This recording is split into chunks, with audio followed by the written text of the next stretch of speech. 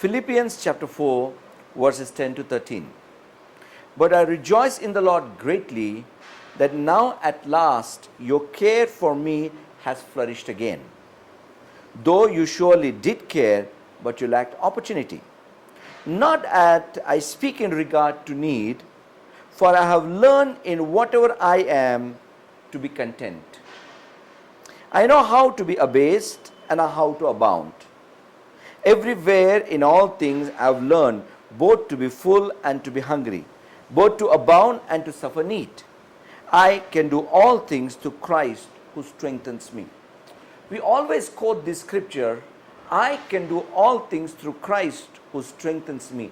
But we forget the context with which Paul has written this. No doubt we can do all things through Christ who strengthens us. But the context with which he is writing is about being content. You see, my brothers and sisters, being content is a great strength. Wanting is a great weakness. The Lord is my shepherd, I shall not want. What that means is, when you make the Lord your shepherd, you will be content. It means that your need will be met. It means you will not be lusting after the things that are in the world. What is there in the world? Lust of the flesh, lust of the eyes, and pride of life. What the lust does is, I want. And the weapon against the lust is contentment. We may think about self-control. How long are you actually going to control yourself? How long?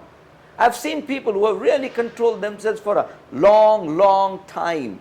A tight control over their mouth and over their habits and over their life. But then somewhere along the way, in the weak moment of their life, they lose the control and everything is blown off. Because self-control is needed, but that is not the weapon against the lust.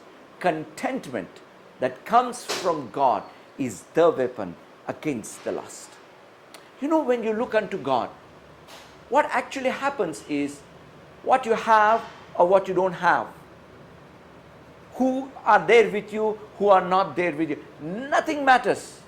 What matters is God himself. And that's why Paul says that, I'm not talking about my need. I don't even think about my need.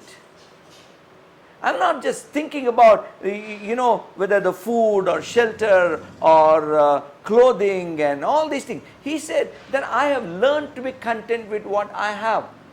What he meant to say is, whether I have or I don't have, I'm happy. Whether I have or I don't have, I have the peace and I have the joy. You see, Jesus said one word, that the joy or the peace he gives is not like the world gives. The world, when it gives peace, it takes away. But Jesus, when he gives peace, the world cannot take it away. And I'll tell you one thing, hallmark of the peace that comes from God is contentment. You are happy. You're not just thinking about, I don't have a house like that. I don't have a car like that. I don't have clothes like that. I don't have this like that. I don't have that like that. I want.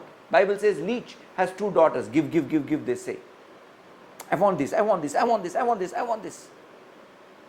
God desires prosperity in our life.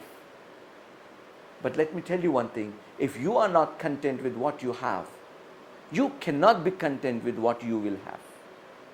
Be content where you are. And may the Spirit of the Lord help you. May the Spirit of the Lord minister to you.